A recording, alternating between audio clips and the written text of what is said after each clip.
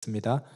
선생님께서 71년도 27살 때 경기도 광주 지역에 가셔서 남한산성 근방의 성결교회에서 시간을 보내시게 되죠. 그게 왜 가게 됐느냐 하는 것은 우리가 잘 아는 그 예정론에 나오는 사기 사건을 통해서 이제 그것을 어찌 감당할 수가 없어서 잠시 집을 떠나게 되었고, 결국 그 빚은 이제 아버지께서 다 갚아주시는 그런 상황이었습니다. 그때 고향에 있을 수 없었기 때문에 이제 큰형님이 계신 곳에 성결교단의 총무로 계셨기 때문에 그 출석하시는 교회에 가서 생활을 하게 되신 겁니다. 그때 이제 계시는 과정 가운데 여러 가지 경험을 하게 되는데, 수도 생활 막바지 즈음에 해당되는 그런 때였고, 그러면서 그때 이제 스마일 빵집을 운영하셨어요. 그래서 선생님께서도 이제 사업을 해보신 것인데 빵집을 운영을 하셨습니다. 그때 이제 빵 장사를 하면서 항상 무엇을 하더라도 크게 생각하시죠. 주식 회사를 만들겠다 하는 생각을 하셨다는 거예요. 그래서 제일 맛있는 빵을 한번 만들어 보겠다. 호떡 같은 것도 한번 생각해 보았고, 또 식어도 맛이 있는 빵, 먹어도 배가 안 꺼지는 빵, 그리고 여자들에게 좋은 먹어도 배가 안 나오는 빵, 백가죽이 두꺼워지지 않는 빵, 뭐 이런 것들을 계속해서 연구하셨다는 거죠. 그 고등학교 앞에서 했는데 그 작은 구멍가게였는데도 또 이런 다양한 생각을 하시면서 진행을 했습니다. 그래서 이제 이렇게 생각을 하다 보니까, 야, 내가 이렇게 빵 장사 하다가 이제 고향에 가서 내가 한번 하면 완전히 경제를 잡겠구나, 그렇게까지 희망에 부풀면서 생각을 했습니다. 근데 이제 그때 하늘의 음성은, 너는 앞으로 역사의 빵 장사, 말씀의 빵 장사를 해야 된다, 그러시더라는 거예요. 그래서 그 시절에 정말 많은 것을 배웠는데, 그 이스트를 잔뜩 집어넣어서 부풀게만 해서도 안 되고, 그리고 앙꼬만 많이 넣어도 터져서 안 되고, 또 조금 넣으면 또 맛이 없고, 뭐 이런 것들을 계속 연구하면서 인간은 역시 음식을 만드는 주인과 같이 사람을 잘 만들어야 되겠구나, 이와 같이 또 말씀도 잘 만들어야 되겠구나 하는 것을 굉장히 깊이 깨닫고 또 다짐을 하게 되었다고 했습니다. 사람들이 이제 선생님을 볼 때에 하늘이 보낸 자이기 때문에 좋아하는 것도 있지만, 그러한 성격을 보고 좋아하는 것이 참 많습니다. 이 맨바닥에서 일으킬 수 있다는 그 정신, 그리고 길에서 두부 장사라도 할 수 있다는 그 정신, 콩나물 장사도 할 수 있다는 그런 정신, 풀빵 장사도 할 수 있다는 그런 정신. 왜냐하면 이때 풀빵 장사를 하겠다 하고 마음먹었을 때도 이미 선생님의 사명을 거진 알았을 때, 그런 때였다는 거예요. 그런데도 내가 이런 것도 할 수 있겠다는 그런 정신. 다윗도 하늘 앞에 왕으로 기름 부음 받고 나서 여전히 목동의 생활을 하게 되죠. 보통 사람들 같으면 내가 왕의 기름 부음 받았는데 뭐가 이게 원래 달라진 게 하나도 없고 이게 뭐냐, 하나님은 도대체 왜 안 나타나시냐 하고 낙심하거나 불평불만을 할 수 있는데도 여전히 피리를 불면서 하나님을 찬양하고 또 열심히 부지런히 살다 보니까 때가 되니까 어느 날 갑작스럽게 이제 왕궁으로 가자, 이렇게 한다는 것이죠. 그래서 우리가 어떤 꿈이 있고 비전이 있고 또 하나님께서 어떤 축복을 하셨다 할지라도 또 때가 되면 그 약속을 반드시 지켜주시니까, 우리가 미리 괜히 하나님을 신뢰하지 못하고 낙심하거나 또는 포기하거나 그리고 불평불만하거나 이렇게 하면 안 되겠다는 것입니다. 그래서 선생님께서 그 정신, 내가 어떤 사명을 이미 거진 알았을 그런 때라도 좋아, 나는 맨바닥에서라도 나 스스로 일으킬 수 있어, 나는 길에서 두부 장사도 콩나물 장사도 풀빵 장사도 할 수 있어, 이런 어떤 정신들이 역사의 중심 인물들과 맥을 같이 하면서 모든 일맥상통하는 부분을 볼 수 있습니다. 그때 스마일 빵집 할 때도 사람들이 많이 따랐어요. 그 고등학교 앞에 사다 보니까 고등학교 학생들이 참 선생님을 또 많이 따르고 거기에 급한 학생들이 다 왔다고 했습니다. 근데 그러면 뭐 굉장히 장사가 번창했을까? 여전히 장사는 잘 안 됐습니다. 왜냐하면은 오면 계속 빵 팔 생각보다는 복음 전할 생각이 더 앞섰고, 또 그리고 막 무조건 퍼주고, 그러니까 경제성은 없었죠. 그냥 그곳에서 젊은이들을 복음을 전하는 것들을 많이 이렇게 접하게 또 되었습니다. 그리고 또 이제 스마일 빵집에서 유명한 일화는, 그 선생님께서 야자수를 지금도 잘 그리시고, 야자수가 선생님의 어떤 하나의 특징적인 그런 하나의 그림 패턴이잖아요. 근데 그때도 이제 월남에 갔다 온 이후였기 때문에 그 스마일 빵집 그 유리, 옛날 그 가게의 유리, 그리고 문틀 우리가 잘 기억이 날 겁니다. 거기에다가 야자수를 막 그려놓은 거예요. 근데 이제 새들이 그게 진짜 야자수인 줄 알고 와서 막 푸드득거리고 막 그랬다는 거예요. 왜냐면 그때는 이제 겨울철이었는데 주변에 이제 푸른 나무가 하나도 없는데 저기 보니까 웬 푸른 나무가 다 그려져 있으니까 거기 와서 새들이 계속 부딪히고 막 그렇게 했다는 거예요. 그래서 야, 옛날에 뭐 신라시대 때 솔거라는 화가가 나무를 그려놨더니만 그게 새가 날아왔다고 하는 그런 일화가 있는데, 참 별의별 새가 다 날아와서 그게 창문에 자꾸 부딪히고 하다 보니까 나중에 유리창이 깨지면 이것도 또 돈이 드는데 유리창 깨지겠다 싶어서 오히려 나중에는 그 그림을 지워버리기까지 했다는 거예요. 그래서 그때 한 3일 동안 걸쳐서 아주 정밀화를 그렸다는 것입니다. 그랬더니만 정말 새인 줄 알고 그렇게 새들이 와서 푸드득거렸다는 그런 일들을 또 그때 같이 그 교회에 다녔던 오래되신 분도 증거를 또 했습니다. 최근에 이제 선생님께서 이제 월명동 운동장에 있는 선생님을 상징하는 그 소나무를 그대로 사진을 찍은 것처럼 뭐라고 해야 되나요? 소나무의 어떤 그 가지 하나하나까지 정확하게 개수를 세가면서 이렇게 정확하게 그린 것을 보면서 정말 이때부터 이렇게 했다는 것이 참 실제적으로 또 믿어지는 그런 상황입니다. 스마일 빵집을 할 때에 늦게 문을 열게 되니까 이게 저녁 때 돈을 셀 때 보니까 알아보게 적더라는 거예요. 보니까 학생들이 아침에 학교 갈 때 빵을 많이 사가는데 그 시간에 지나서 한 10시쯤 열게 되니까 다 지나가고 말았던 거죠. 왜냐면은 또 선생님께서 이제 계속 그 빵집만 하고 시간 보낸 게 아니라 그러고 나서 또 기도 생활하고 이렇게 하다 보니까 밤새 기도하다 보니까 또 아침에는 한 10시쯤 열게 되니까 너무너무 돈이 적더라는 거예요. 그래서 다시 새벽부터 열어놓으니까 역시 또 새벽부터 가더라는 것이죠. 그렇게 해서 이게 부지런해야 된다. 이게 내가 뭐 기도 생활 했다고 해서 그렇다고 해서 이것이 빵이 잘 팔리는 아니라 그거는 그거고 또 이거는 이거고 또 시간은 지켜야 되고, 내가 기도한다고 시간을 늦게 잤다 할지라도 그거는 어제의 일이고 그거는 또 나의 하나의 영적인 파트의 부분이고 또 이것은 이것대로 그렇게 해야 된다는 것입니다. 사람들은 어젯밤에 내가 좀 이렇게 잠을 못 잤다 그러면 왠지 이렇게 보상 심리가 생겨가지고 오늘은 푹 자야 된다고 자꾸 생각하죠. 선생님께서 어제 일은 이미 지나갔고 오늘은 또 새롭게 시작하니까 오늘은 오늘대로 카운트하면 돼. 그렇게 정신을 먹으면 그렇게 또 생각이 되어진다는 거예요. 그런데 어제 분명히 내가 잠을 못 잤기 때문에 오늘 잠을 많이 자야 될 거야. 잠을 자야 돼 하니까 더 피곤해지고 또 그렇게 몸이 따라간다는 것입니다. 그래서 이제 부지런해야 되겠다. 이것을 다시금 더 깨닫게 되고, 그때 생각한 것이 사람이 가만히 있으면 뭐하냐. 시내 도로변에 건물이라도 짓고 사는 사람들을 보면 그 건물주들도 보면 전에는 다 고구마 장사했고 풀빵 장사했던 사람들이라는 거예요. 그래서 빌딩이라도 짓고 사는 사람들은 다 전에 거리 시대를 거쳐서 올라간 사람들이라는 거죠. 그래서 공연히 백수건달 되어서는 나중에 거리에서 놀던 사람에게 다스림을 받게 된다. 부지런해야 된다. 이것을 또 깊이 깨닫게 되었다고 했습니다. 부모 밑에 있을 때나 뭐 그때는 모르겠지만 스스로 자립을 반드시 해야 된다는 거죠. 하면 다 되는데 하려고 하지 않아서 그러하다. 그래서 선생님께 늘 자주 하시는 말씀이 너희 몸뚱이가 돈방망이니 가만히 있으면 안 된다. 이리 치고 저리 치고 돌아다니면서 무엇이라도 해야 된다. 늘 그렇게 이야기를 하시죠. 그래서 먹고 가서 뛰어다니고 또 먹고 가서 뛰고 그렇게 부지런히 살아야 된다. 성공하려면 부지런, 열심, 노력이 있어야 된다고 하셨죠. 자, 이렇게 또 이제 스마일 빵집에 대한 그런 이야기를 마치고요. 이제 선생님께서 이제 그리고 참 그 빵집은 뭐 얼마 안 가서 결국은 문을 닫게 돼요. 그래서 왜냐하면 막 퍼주기만 하고 그냥 붙잡고 전도할 생각만 하고 말씀만 자꾸 전하다 보니까 결국은 이제 아이들은 막 좋아했지만 수익은 남지 않았습니다.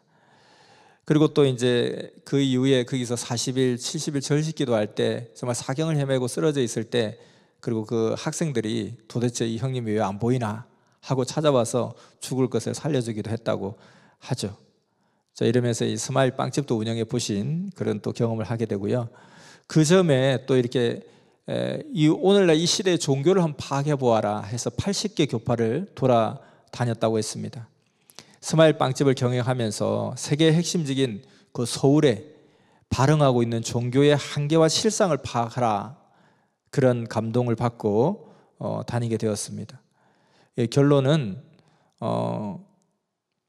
그 예수님은 위대한 말씀, 더 위대한 말씀이 있으면 거기로 가라 하시면서 너가 기술이 있으니까 네가 차리라는 말씀, 그렇게 해서 가보았는데 결국에는 너가 기술이 있으니까 너가 하나 차라리 차려라.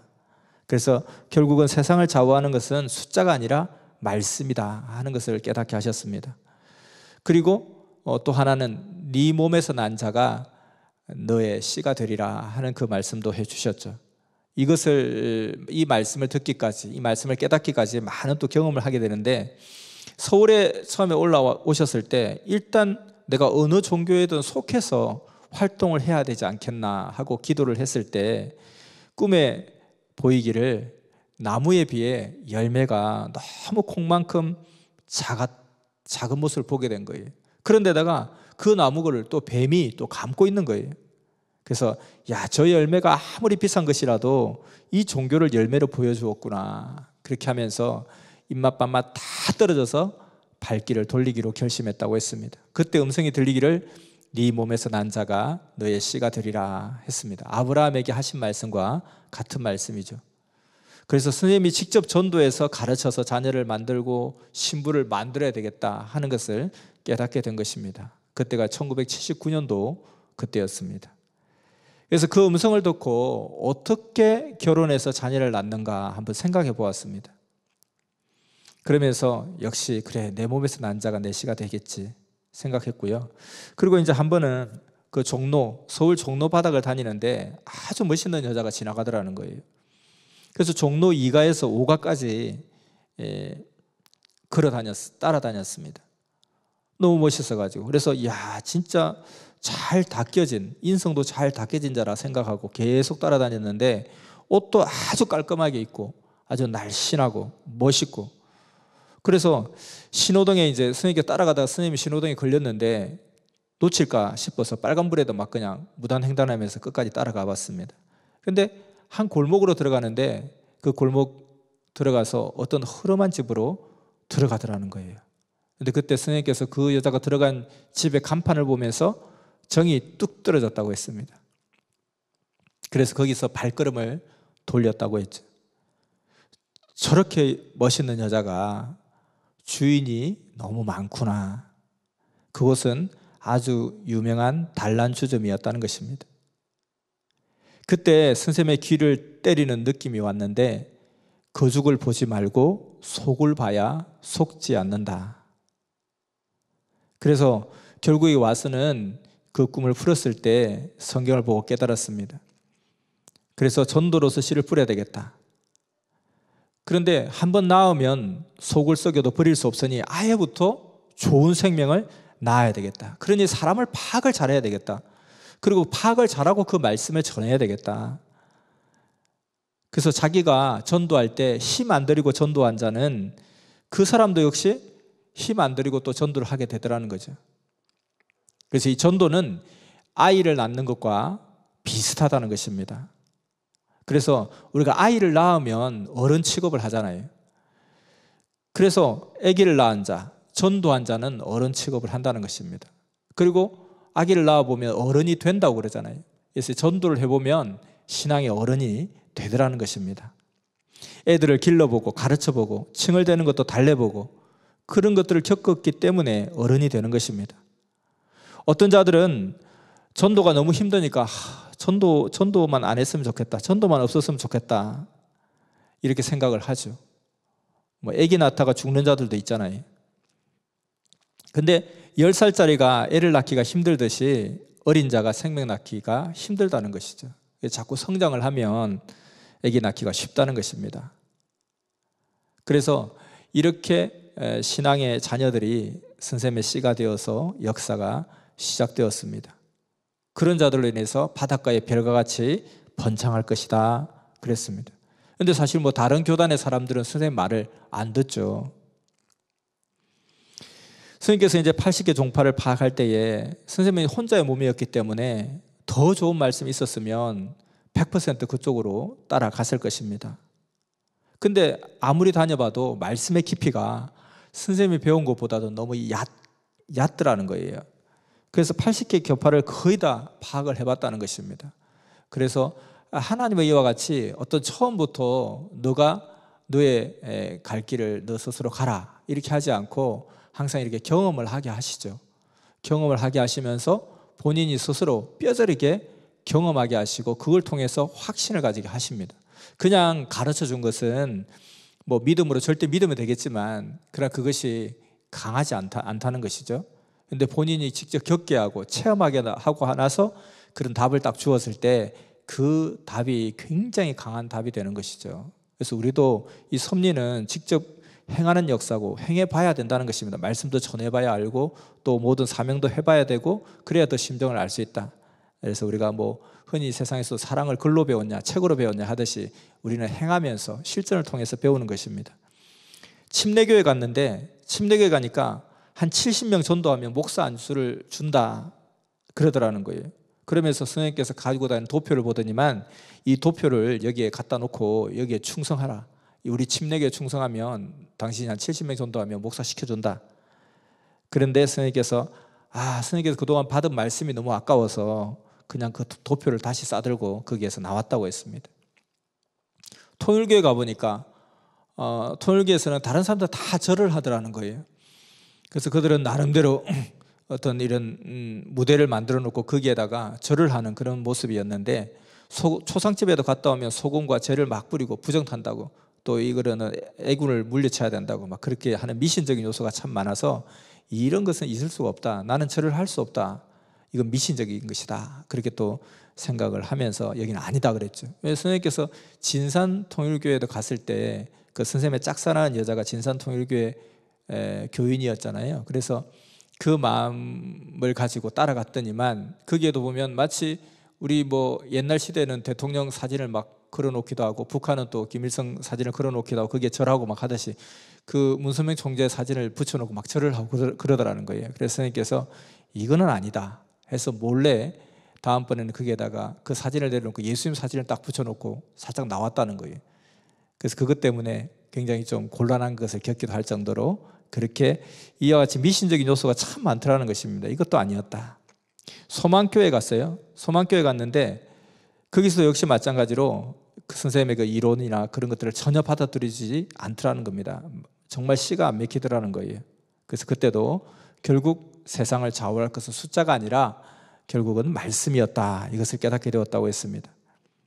그러면서 통일교, 천리교, 여호와증인, 경기도 광주의 전도관, 그리고 동대문 감리교회, 중곡동에 있는 원불교, 중곡동에 있는 정상교, 대순진리회, 중앙신학교, 웨슬레신학교, 순복음교단, 성결교단, 장로교단 등 이렇게 80개 종파를 다 다녀보았다고 했습니다. 한 번은 명동성당, 또 명동성당에도 가보았는데 미사가 끝나고 나니까 그 신부가 그 흰 가운을 입고 있었어요. 근데 흰 가운을 입은 신부가 후문으로 나오더니만 그 가운에 옷소매를 탁 걷어제끼고는 담배 한 대를 라이터 불로 탁 붙이면서 피우는 것을 보게 된 거예요. 그래서 선생님께서 굉장히 깜짝 놀랐죠. 근데 이제 그 교인들도 이제 뒤따라 나오더니만 앞문 뒷문 뭐 여기저기에서 흩어져 가지고 정신없이 담배를 피우는 걸 보게 된 거예요. 정말 마음이 불편하더라는 것입니다. 야, 이게 여기 이런 곳이 아니구나. 이런 것을 또 이제 깨닫게 되었죠. 저도 우리 처형이 이제 종로 성당에서 이제 결혼식을 했는데, 근데 이제 보니까 어떤 굉장히 거룩하고 분위기 막 잘 잡고 이렇게 하고 또 그 신부님이 주례를 보는데 아주 거룩하게 하더라고요. 근데 끝나고 나서 밖에 나왔는데 화창한 그런 봄날이었는데 딱 보니까 어떤 사람이 까만 선글라스를 끼고 나와서 담배를 멋있게 딱 피워 물는데 어디서 많이 본 사람 같아요. 그러니까 설마 했는데 가만히 보니까 아까 주례받던 그 신부님이더라는 거예요. 신부님 담배를 팍 검은 선글라스 끼고 담배를 탁 피는데 너무너무 정말 이상하고 근데 그것이 너무 자연스러운 그곳의 그런 모습이더라고요. 그래서 이게 뭐 신부님들은 혼자 사니까 뭐 적적하고 하니까 뭐 술, 담배는 해도 괜찮아. 결혼만 안 하면 돼. 뭐 이런 식이죠, 사실은. 그러니까 우리 뭐 술주자를 써서 주기도문을 하면서 건배를 하고 거기 우리 청년의 모임 합니다. 신부님 모시고 청년의 모임 합니다 하면 거기서 막 막걸리 마시고 맥주 마시고 또 이렇게 하는 거잖아요.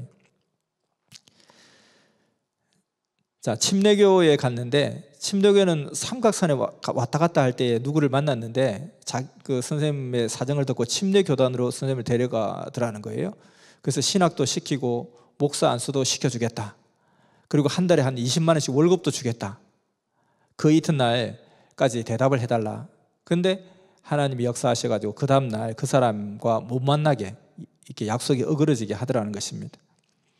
또 어떤 사람이 침례교에서 온 그 미국 선교사들을 연결해 주면서 자기들이 새로운 또 이렇게 신앙인들을 모집하고 있는데 한번 가보지 않겠냐. 그러니까 한 달에 한 5만 원씩 나오고 그럭저럭 생활비도 주고 해서 한 25만 원 정도를 준다. 교회도 만들어주고 잘하면 설교도 하게 해준다. 그리고 교인을 어느 정도 모을 수만 있으면 괜찮다. 이게 이제 개척 지원 같은 거겠죠. 그래서 그 조건이 너무 좋아서 그리로 갈 뻔도 했습니다. 그때 역사적으로 유명한 이 선미사의 길이 남을 너는 길갈로도 브엘세바로도 베델로도 가지 말라 하는 말씀했습니다. 이게 아모스서 5장에 나오는 말씀인데요. 이게 무슨 뜻인가? 길갈, 베델, 브엘세바 이런 지명이 나오는데요. 이게 아모스서에 보면 이런 내용이 있어요. 아모스서 5장에 보면 이 5장은 애가입니다. 슬픈 노래인데 이스라엘 족속아 내가 너희에게 대하여 애가로 지은 이 말을 들으라. 처녀 이스라엘이 엎드러졌으며 다시 일어나지 못하리로다. 자기 땅에 던지우며 일으킬 자가 없으리로다. 주 여호와께서 이와 같이 말씀하시되 이스라엘 중에 1000명이 행군해 나가던 성읍에는 100명만 남고 100명이 행군해 나가던 성읍에는 10명만 남으리라 하셨느니라. 여호와께서 이스라엘 족속에게 이와 같이 말씀하시기를 너희는 나를 찾으라. 그리하면 살리라. 베델을 찾지도 말며 길갈로 들어가지 말며 브엘세바로도 나아가지 말라. 길갈은 반드시 사로잡히겠고 베델은 비참하게 될 것이라 하셨나이다. 나 여호와를 찾으라. 그리하면 살리라. 그렇지 않으면 그가 불같이 요셉의 집에 임하여 멸하시리니 베델에서 그 불들을 끌 자가 없으리라. 자, 이렇게 나옵니다. 얼마 전에 이제 작년인가요? 아모스 성경 강의할 때 이 내용이 나왔었죠. 자, 여기서 나오는 이 지명, 베델로도 길갈로도 브엘세바로 가지 말고 오직 여호와를 찾아라. 그리하면 너희가 살리라. 이거는 북이스라엘 멸망을 앞두고 아모스서가 외쳤던 그런 어떤 경고의 말씀인데요. 이 베델은 뭐냐? 베델은 우리가 잘 알죠. 하나님의 축복받은 야곱이 결국은 축복을 받고도 에스의 그 죽음을 죽인다는 그 위협 속에 떠나게 되죠. 정처 없이 어디론가 떠나게 됩니다. 떠나다가 도중에 밤에 자다가 꿈을 꾸었는데 하나님이 천사를 보내어서 사다리가 오르락 내리락 하는 그 꿈을 꾸게 되죠. 이게 야곱의 사다리죠. 야곱은 축복을 받았는데 그 축복을 받았는데 갑자기 느닷없이 먼 길을 떠나야 되는 그 죽음의 위협을 무릅쓰고 먼 길을 떠나야 되는 고통을 겪게 됩니다. 아니 축복받았는데 왜 이래? 우리도 섭리 왔을 때 섭리 왔으면 뭐 그냥 날아갈 듯이 그렇게 막 그냥 증거를 받고 말씀 들었는데 섭리에 오자마자 축복받았다고 했는데 이제 날아갈 거라고 생각했는데 핍박이 오고 또 친구들과 사이도 막 불편해지고 집에서 핍박하고 고통이 시작되면서 이게 축복이야? 이런 생각을 하게 되죠. 야곱도 그런 입장이었습니다. 정처 없이 머나먼 길을 가다가 그래서 눈물도 흘리고 또 이게 뭔가 한탄도 되고 하는데 그때 울면서 지쳐 쓰러져 자는 그 잠에 돌베개를 베고 자는 그 잠에 하나님 저 하늘 높이 꼭대기에 사다리가 내려오면서 천사들이 오르락 내리락 하는 걸 보게 된 거고 그것에 대한 하나님의 이 약속에 대한 확신을 받게 된 거죠. 그래서 그게 일어나서 거기에다가 돌단을 쌓은 거죠. 돌베개를 베고 잤던 그 돌을 모아서 돌단을 쌓아놓고 하나님께 감사와 영광을 돌리면서 하나님 정말 감사합니다. 제가 확신을 가졌습니다. 이렇게 하는 것이죠. 그래서 그때 그 지명을 벳엘이라 했다고. 베델. 그 베델은 하나님의 집이라는 뜻이에요. 그래서 이스라엘 역사 가운데 이후로 그 후손들이 그곳을 굉장히 거룩한 성지로 여겼던 거죠. 마치 예루살렘 성전이 있던 터처럼 그때 예루살렘 성전이 없었으니까 이곳을 마치 예루살렘 성전의 전신처럼 여기면서 굉장히 성지처럼 여기면서 하나님을 만난 곳, 역사적인 장소를 기억했던 그곳입니다. 근데 아모스서의 말씀이 아모스는 말씀하기를 베델에 갔더니 이제는 너무 타락하고 하나님을 저버리고 하나님 대신 우상을 섬기고 공의가 강물처럼 흐르지 않고 불의가 횡행하니 나는 그런 곳에 더 이상 있고 싶지 않다. 하나님께서 나는 이제 더 이상 베델에 있고 싶지 않아. 나 여호와 하나님은 베델을 떠난다. 나를 만나기 위해 베델로 온다면 거기엔 내가 없을 것이고 너희는 나를 만나지 못하리라. 이런 선언을 한 거예요. 자, 그리고 길갈은 또 어떤 곳이냐? 길갈은 모세의 뒤를 이어서 여호수아가 이스라엘 백성을 이끌고 가나안 땅으로 들어가잖아요. 근데 가나안 땅을 딱 들어가는데 문제가 생겼어요. 이 가나안 땅을 들어가려면 요단강을 건너야 되는데 요단강이 물이 흘러 넘치는 거예요. 이 요단강을 건너는 것이 보통 일이 아니었습니다. 너무 물이 막 많으니까 어떻게 하지 하고 막 기도했더니만 하나님께서 기적 같은 역사를 펼쳐주시죠. 홍해를 가르듯이 또 이 요단강 물이 말라버린 겁니다. 그래서 그 요단강 물을 건너게 돼요. 그 요단강 물을 건너고 나서 가나안 땅에 첫 발을 딱 내딛고 발을 내딛은 곳이 바로 길갈이었다는 것입니다. 그래서 그곳 가운데서 하나님의 사랑을 기념하고 거기서 할례를 베풀고 유월절 예배를 드립니다. 그래서 길갈도 베델과 같이 그렇게 하나님의 역사적인 어떤 함께 하심을 체험한 성지에 해당된다는 것입니다. 그래서 그곳이 하나님을 예배하는 기념 예배 장소가 되었던 거죠. 그런데 그 길갈로도 가지 말라는 거예요. 역시 마찬가지로 베델처럼 거기에 갔더니만 이제는 신앙의 그 정통성을 훼손해버리고 그냥 타락해버리고 하니 하나님께 더 이상 길갈로도 가지 않겠다. 그래 너희는 베델로도 길갈로도 가지 마. 내가 거기 있지 않으니까 오직 나만 찾아, 나만 부르짖어. 너희가 어디에 있든지 간에 나를 부르짖어. 이 말씀이었던 것입니다. 브엘세바는 어떤 곳이냐? 브엘세바는 그 아브라함과 이삭이 제단을 쌓고 하나님께 예배를 드렸던 그런 장소였습니다. 아브라함 우리 유대민족의 조상이었잖아요. 그래서 가장 성스러운 우리로 지금 뭐 단군 조선의 어떤 그 뭐 성스러운 성지가 있잖아요. 그와 같은 그런 곳이죠. 그래서 이 우리 민족의 이 본산지, 우리 민족의 어떤 본적지, 그리고 우리 이 여호와 신앙에 탄생된 그 어떤 아주 신화적인 본적지였습니다. 그런데 이런 어떤 전통적인 하나의 어떤 성지에도 더 이상 하나님의 얼굴을 이제 너희가 거기서 대면할 수 없다 하는 것이죠. 그래서 이런 것들이 바로 기독교의 현상을 나타나는 것이죠. 정말 그 예수님 이후로 기독교 전통이 정말 이렇게 하나님을 찾고 하나님과 만남을 맞는 아름다운 신앙의 그런 전통을 가지고 흘러왔는데 이제는 그곳에서 더 이상 하나님을 볼 수가 없다. 진리도 없고 오직 주님을 사랑하는 순수한 그 신앙도 없고 그러니 너희는 베들레도 가지 말고 길갈도 가지 말고 브엘세바로 가지 마. 그것을 선생님께 하신 말씀인 거죠. 그래서 어디든지 어느 장소가 중요한 것이 아니라 교파가 중요한 것이 아니라 숫자가 중요한 것이 아니라 어디서든지 순수하게 절대적으로 하나님을 찾아라. 그곳에 내가 있으리라. 그리하면 너희가 살리라. 이 말씀을 하신 그 의미를 가지고 선생님께 말씀하신 것입니다. 그래서 베델은 그 시대의 기독교, 길갈은 그 시대 우리가 전자로 생각했던 통일교 뭐 이런 여러 가지 종파를 이야기한다 이렇게 볼 수가 있습니다. 그리고 예수님께서 이제 중앙신학교라는 예수교 공의회 이곳에 가봤는데 스님께서 처음에 이제 복음을 펴는데 하도 잘 안 되니까 여기에 와서 내가 같이 접붙여서 해볼까 하고 그곳에 가보았는데 역시 구석탱이에 작은 걸 하나를 맡겨주더라는 것입니다. 그래서 무슨 위원회인가 하는 회의가 있다고 해서 오라고 해서 가봤더니만 맨날 노인들이 모여가지고 요번에는 어떤 우리 교회 달력이 나왔는데 몇 장이 팔릴 것인가 뭐 이런 것만 맨날 이야기하고 있더라는 거예요. 그래서 정말 이건 참으려고 해도 답답해서 숨이 안 쉬어질 정도였다는 것입니다. 그러고 나서 이제 그들이 또 한 1년 정도 신학을 또 해보라고 우리가 도와주겠다고 그랬는데 그냥 거기에서 더 이상 안 되겠다고 나왔다는 것입니다. 그래서 선생님께서 정말 이 80개 종파를 다닐 때는 앞서 말했듯이 나 혼자 이 귀한 복음을 펼치기엔 너무나 역부족이고 어떻게 해야 될지도 모르겠고 나는 시골 촌놈인데 그래서 이런 어떤 기성의 단체를 찾아가면서 정말 괜찮은 데 있으면 내가 거기 접붙여서 거기서 내가 이 복음을 전해주고 헌신하면서 가야 되겠다 이런 입장이었죠.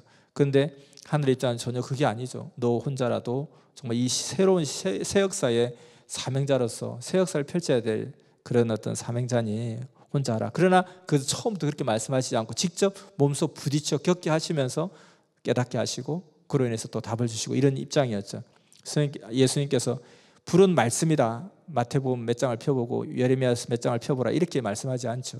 직접 고민하게 하고 또 실제 경험하게 하고 그러면서 여호와의 책을 자세히 보라 하면서 하나하나씩 답을 찾아오게끔 그렇게 인도하는 그런 레슨 방법을 쓰죠.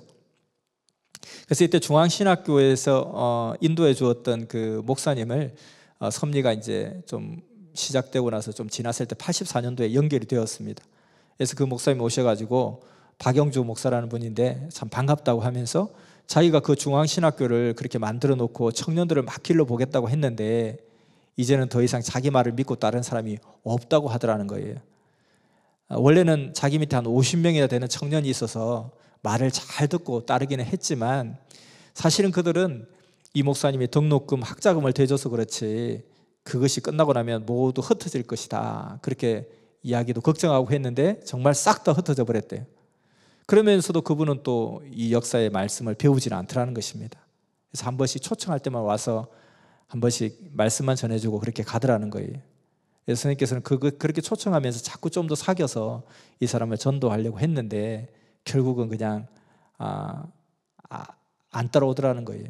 그러다가 이분이 54살에 간 경화증으로 돌아가시게 되더라는 거예요. 그래서 이렇게 자기에게 살 수 있는, 영육간에 살 수 있는 길을 주셨는데, 선생님을 통해서 감동을 주셨는데 결국은 자기도 자기가 했던 것이 다 무너지고 허무하다는 걸 알면서도 이 역사를 따라오지 않더라는 것입니다.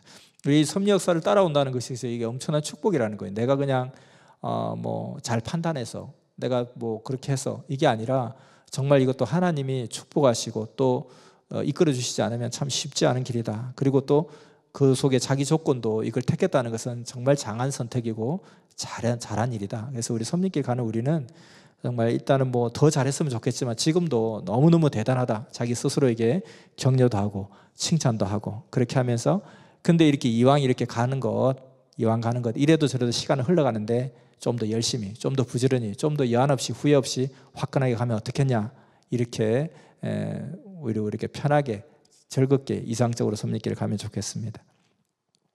아까 그 가톨릭 이야기를 했는데, 명동성당 이야기를 했었는데, 선생님께서 금산에 가서도 금산 성당 천주교회를 다녔습니다. 그 천주교회 가서 입회원서까지 쓰고 첫 번째 미사를 참석했는데 이상한 것이 많이 있더라는 거예요. 그래서 이게 예배 형식도 참 특이하고 해서 이상한 눈초리로 그 미사를 보는데 도대체 말씀을 들었는데 무슨 말을 들었는지 하나도 생각이 나지 않더라는 거예요. 선생님의 머리가 나빠서가 아니라 선생님의 심정에 닿는 이야기를 전혀 하지 못하더라는 거예요. 그래서 이게 사실은 이 성당에 미사 드릴 때 그 강론이라고 그러는데, 설교와의 강론이라고 그러는데 그 강론은 거의 다 이렇게 막 주문 외듯이, 우리가 뭐 주기도문 외듯이 뭐 성경 봉독 또는 뭐 잠언 교독 뭐 이렇게 하듯이 줄줄줄줄줄 읽고 그냥 끝나버려요. 그것도 리듬을 타면서 굉장히 지루하죠. 그 미사가 끝나고 나서 이제 마룻짝으로 된 사무실에 들어갔는데 거기에서 이제 막 앉아서 이제 대화를 하게 됐습니다. 어디에서 왔느냐, 무엇을 하다 왔느냐 하고 막 물어보고 종이에다 그걸 잘 적고 하더니만 이제 그 사람이 옆에 앉아 있는 사람들에게 오늘은 우리 소주나 마시러 갈까? 그러더라는 거예요. 지난번에 우리 맥주 마셨으니까 오늘은 소주만 마시면 좋겠다. 그렇게 하면서 같이 가자고 하더라는 거예요. 같이 가보니까 중국집으로 가는데 중국 음식을 먹은 후에 소주를 쭉 돌려가면서 막 먹더라는 거예요. 여자들도 있는데 여자들도 술도 다 먹고. 그래서 선생님께서 나는 안 먹는다 그러니까 장로교회 다니죠? 그러더라는 거예요. 이 장로교는 구애를 많이 받지만 우리는 구애됨이 없다. 미사를 드릴 때도 잘해야 되지만 오히려 이렇게 우리는 자유로운 생활을 잘 하는 게 좋다. 그래서 젊은이들에게 특히나 좋다. 그러더라는 거예요. 그래서 진짜 어떤 사람들은 천주교회가 정말 경건하다 그렇게 말들도 하는데, 이 하늘 앞에 술 마시는 것을 볼 때 이것은 경건이 아니라 참 건방지기 그지없다, 이런 생각을 선생님은 한다는 겁니다. 또 선생님이 자주 말씀하시는 것 중에 오정동 신학교, 이 오정동 신학교는 대전에 있는 오정동이 있는데 선생님 둘째 형님이 여기 신학교를 나오셨어요. 그래서 1972년도에 신학자들은 도대체 어떻게 신학을 가르치는지 그게 이제 궁금하기도 해서 둘째 형이 공부하고 있는 대전 오정동 신학교에 가보았습니다. 그때 그 이디모데 목사라는 외국인 선교사가 교장이었는데 그곳에서 이제 형님 곁에 빌붙어 가지고 일주일 동안 같이 숙식을 하면서 배워봤습니다. 근데 이제 신학교에서 가르치는 공부는 이 성경 공부가 아니더라는 거예요.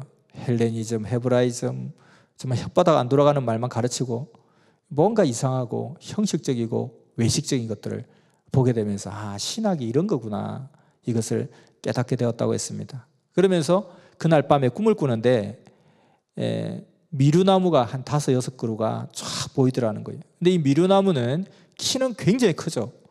잎은 무성하고, 근데 열매는 없고 또 뿌리는 약해요. 그래서 바람이 불면 시끄덕하고 잘 넘어집니다. 그리고 베어놓으면 이 금방 썩는 그런 재질이에요. 아무짝에도 쓸모가 없는 그런 이 제목이죠. 그래서 이 재질이 너무 약하니까 성냥개비 만드는데 밖에 못 쓴다는 거예요. 그리고 이 어떤 불을 뗄 때도 별로 그렇게 화력도 좋지 않아서 금방 다 타버리고 별로 이렇게 쓸모가 없는 그것이 미루나무더라는 것입니다. 그래서 이 신학생들이 미루나무와 같다. 그냥 아는 체하고 막 그냥 지식이 있는 체 하지만 키는 큰데 그 외에 아무짝에도 쓸모없는, 그래서 그것을 통해서 이 지구촌 대한민국 모든 신학이 다 그와 같이 그러하다, 그렇게 깨우쳐 주시더라는 것입니다.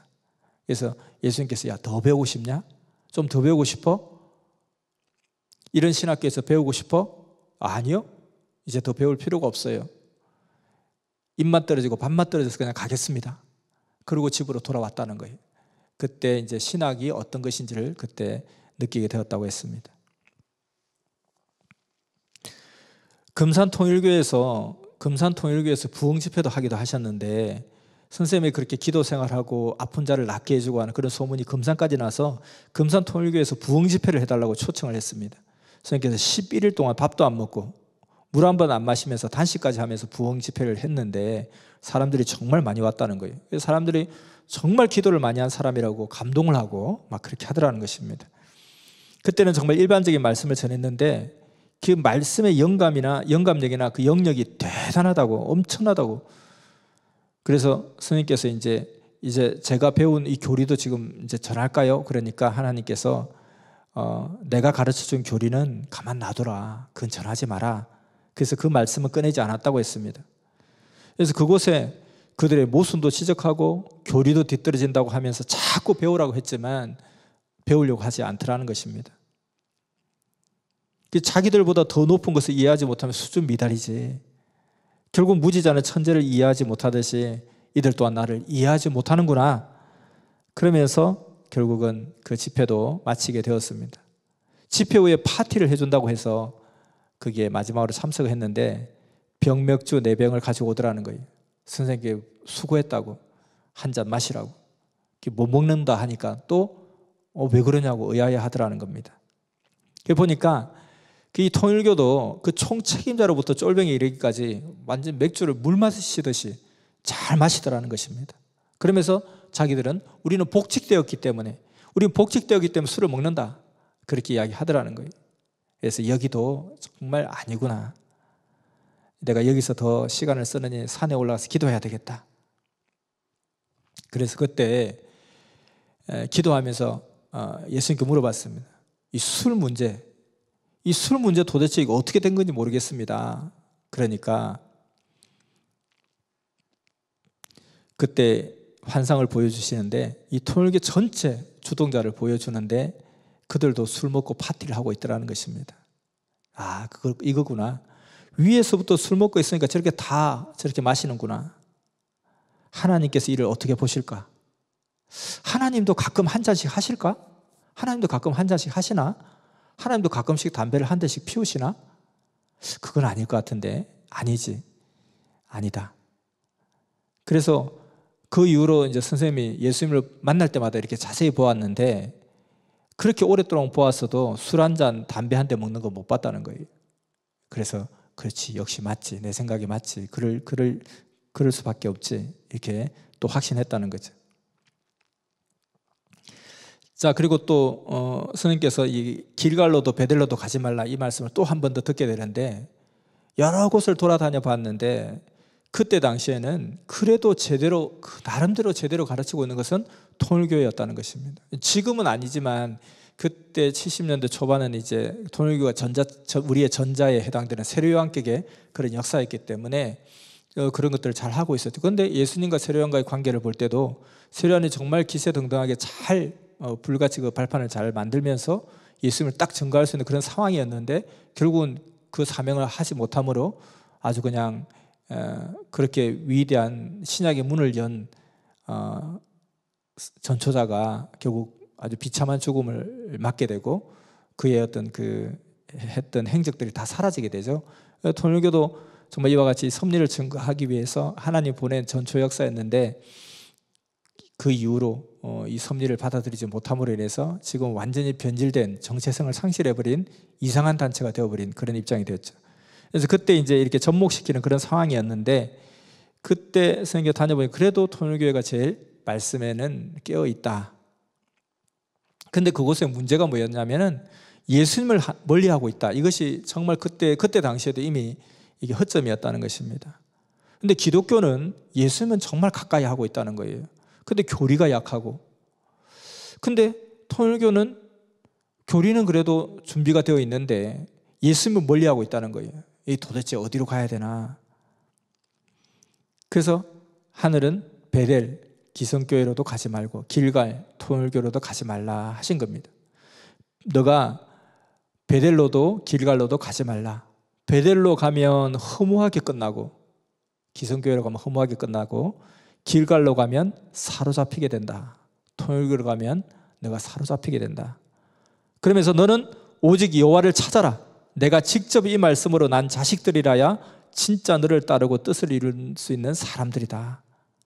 아직 시집가지 않은 처녀 종교들을 데려다가 역사하라. 이렇게 말씀을 하셨습니다. 그러니까 80개 종파를 다니는 그 과정 가운데 계속해서 이런 것들을 2번, 3번 다시 되뇌이게 하는 그런 상황들이 있었습니다.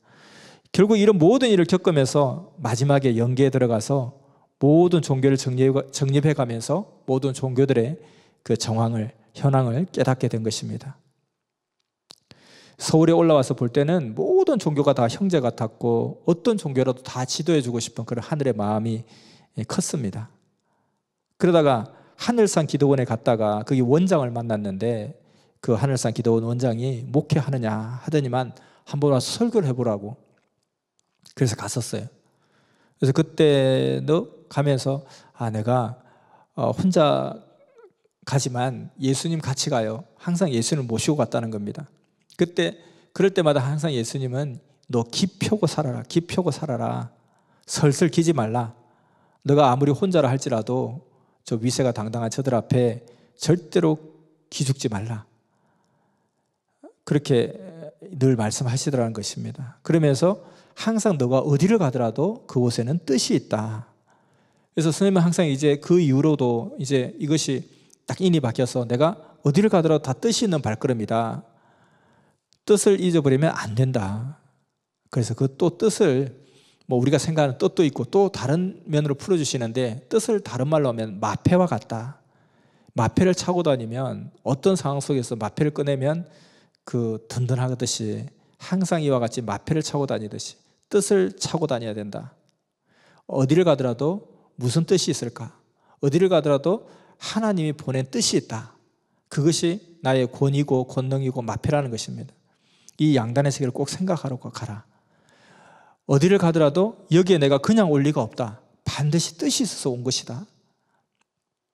1%의 영감이 99%의 육감보다 낫다는 것입니다. 그래서 늘 그런 어떤 인식을 딱 하고 있으면 영감이 팍 온다는 거죠. 한 번은 이제 여의도 광장에 100만 명이 모인 곳에 갔습니다. 부활절 새벽 예배 때였는데 감동이 되어서 거기 갔습니다. 중앙에 보니까 강대상이 있고 그 위에 자리가 있는데 그 자리는 대한민국 각 교파의 총회장들이 앉는 그런 자리였습니다. 입구에서는 이제 진행 요원들이 그분들도 다 목사님들이었어요. 총회장인지 아닌지를 확인하고 있었습니다. 청중은 100만 명 이상 모여 있는데 그 청중석으로 가니까 예수님이 강대상으로 가라. 그래서 그 말씀대로 이제 그쪽으로 가보니까 이제 이와 같이 내가 가는 것은 항상 뜻이 있다. 그리고 항상 마패를 차고 다니라. 그렇기 때문에 좀 속으로는 좀 긴장도 되었지만 내 자리가 어디 있습니까? 하니까 저기 가운데에 해놨습니다 하더라는 거예요. 보니까 가운데 자리가 하나 비어 있었어요. 근데 그 의자에는 다른 의자와 달리 이름이 써 있지 않았습니다.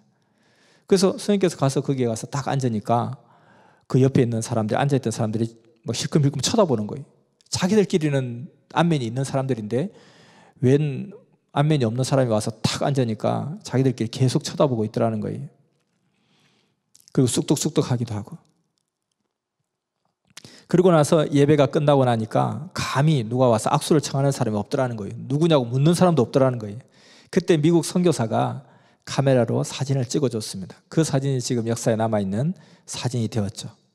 그래서 그때 예수님이 그런 말씀을 하더라는 거예요. 자, 이렇게 많은 사람들이 부활을 기다리고 있는데 이들을 네가 책임져라, 그렇게 말씀하시더라는 거예요. 아니, 책임지는 방법도 여러 가지인데 이들을 내가 어떻게 다 전도를 하냐고, 이들을. 그래서 선생님 방법을 달리해서 부활절마다, 앞으로 부활절 모임마다 숫자가 자꾸 더 줄어들어라, 그렇게 기도를 했다고 했습니다. 예수님도 나중에 야, 네가 그렇게 기도할 줄 몰랐다. 그래서 선생님이 이런 쉽게 하는 게 좋죠. 지금 여기 모인 사람 100만 명을 다 어떻게 다 설득하냐고. 그러니까 갈수록 자꾸 줄어들어서 이런 어떤 헛된 믿음이 더 커지지 않도록 그렇게 하면 되는 거 아닙니까? 흩어져 놓고 전도하면 되죠. 그랬더니만 그 이후로 정말 인원이 자꾸 줄어들어서 지금은 아예 부활절 연합 모임을 그렇게 하지 않는다는 것입니다. 판을 깨트린 거죠. 그래서 선생님은 어디를 가더라도 그런 일들이 많이 늘 있었습니다. 항상 하나님의 뜻으로 나를 인도하신다 하는 그런 생각 속에 역사하신 거죠. 기독교와의 삼각관계가 또 이걸 우리가 생각해 봐야 되죠. 우리 섭리가 이렇게 컸다 하는 그런 소문을 들었으면 정말 따라오지는 못할 망정 욕이라도 하지 말아야 되는데 매일 이단이라고 하고 욕을 하고 그러면서도 와서 배우려고는 하지 않고, 그래서 선생님께서 기독교가 이러니까 참 이거는 참 사랑의 아픈 관계, 서로 사랑해야 될 관계인데 사랑해야 되는데 상대는 나를 싫다하고 자꾸 칼을 들이밀고, 그러니 너희들 한번 보자. 내가 무슨 사명을 가지고 왔다고 너희들이 까부냐. 나는 내가 무슨 사명을 가지고 왔는지 나는 알지. 정말 괘씸죄로 평생을 묶어버린다는데 너희들 한번 보자 하고 주님께 보고를 했다는 것입니다. 예수님, 이들 한번 손 좀 봐줘야 될 것 같은데요. 이 해도 너무하는 거 아닙니까? 그러니까 예수님이 너는 그 성질부터 좀 고쳤으면 좋겠다. 성질이 그게 뭐냐? 내가 너보고 그렇게 하라고 가르쳐 준 줄 아냐? 내가 너를 32년이나 가르쳤는데 왜 그 성질을 못 버리냐? 그렇게 말씀하시면 정말 밥맛 떨어지잖아요. 근데 예수님 면담 좀 해야 되겠습니다. 뭔데? 기독교를 왜 이렇게 가르쳐 놨습니까? 어떻게도 저렇게도 저질적으로 가르쳐 놨습니까? 도대체 힘들어서 일을 못 하겠네요. 예수님 와서 직접 한번 해보세요. 이 해도 너무한 거 아닙니까? 예수님이 야, 너는 기독교 아니고 뭐였냐 그러면 너도 기독교 출신이잖아. 너도 기독교잖아. 내가 너를 32년 동안 가르쳤잖아. 아마 그들도 너처럼 이렇게 오래 가르쳤으면 그들도 나를 길 수 있어. 그런 생각 한번 하기 시작하면 지루해서 일을 할 수 없으니까 네가 좀 감싸줘야지. 내가 때리더라도 너는 감싸줘야지. 근데 너도 같이 가서 같이 때리면 어떻게 하냐. 나도 때리고 너도 때리고 다들 때려버리면 저들은 어떻게 하냐. 예수님이 참 나는 사람 아닙니까, 사람. 주님이야 2000년 동안 수도 생활 했지만 나는 이제 해봤자 얼마 했습니까? 불과 32년, 반세기도 못했는데 그럴 수밖에 더 있습니까? 그 예수님이 그러니까 네가 내 뜻대로 살지 않게, 네 뜻대로만 살지 않게 내가 따라다니는 거 아니냐. 나한테 묻지 않고 행할 때 나는 제일 겁이 난다. 예수님께서 나도 이렇게 제자들이 나한테 묻지 않고 행할 때 제일 겁납니다. 예수님이 그러니까 조심해서 가르쳐라. 내가 주는 자문은 늘 기록하도록 하라. 나도 사람이 묻지 않고 행할 때가 제일 무섭다 그러시더라는 거예요. 그래서 이 따르는 사람들이 묻지 않고 행할 때는 구세주도 무섭다고 합니다. 자, 이런 어떤 과정을 겪으면서 오신 거죠. 또 1973년도에 꿈을 꿨는데 많은 무리들이 외국에서 마차를 타고서 임금을 모시고 대한민국에 왔다는 거예요. 우리나라 임금 같지는 않아요, 그 임금이. 그리고 임금이 타는 마차도 꼭 옛날 서양 임금들이 타고 다니는 마차와 같이 생겼습니다. 근데 그 사람이 총을 가지고 있는데 아주 그냥 신식 신형 무기를 가지고 있는 거예요. 그러면서 우리나라 국방을 지켜주겠다고 그렇게 왔다는 것입니다. 근데 이상하게 우리나라 국방을 지켜주러 왔다는데 외국에서 우리나라 기독교인들이 막 새 총을 가지고 다니면서 계속 그 왕을 쏘는 거예요. 근데 이제 그 왕의 무리들은 새 총을 맞아가면서도 계속 방어만 하고 있는 거예요. 그리고 그 신형 무기를 막 쏘지도 않는 거예요. 근데 그들 중에 대장이라고 하는 사람이 선생님이 권총을 하나 딱 쥐어주는 거예요. 국방을 지키려면 총이 있어야 된다. 총이 없으면 안 된다. 그래서 그 총을 받았습니다. 근데 선생님께서 딱 보니까 원래 선생님이 들고 다니던 총이 또 하나 더 있었던 거예요. 총이 2개가 된 거예요.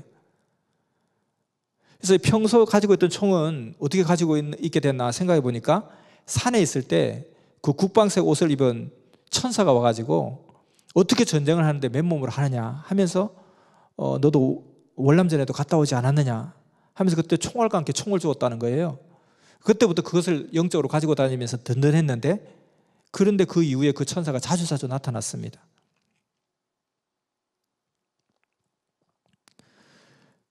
근데 이제 그 이후에 이제 이 왕이, 외국에서 온 이 왕이 나타나 총을 또 하나 더 주더라는 거예요. 그래서 이것을 무슨 꿈인가, 그때는 그것을 이해하지 못했는데 마차를 타고 많은 무리와 함께 임금이 왔다. 이것이 바로 2년 뒤에 1975년도에 그 꿈이 풀어졌습니다. 그러니까 그때 당시에는 우리가 후자의 역사고 전자 세례요한의 역사가 통일교였잖아요. 그래서 그 통일교 문선명 총재가 바로 그 외국에서 온 왕이었던 거죠.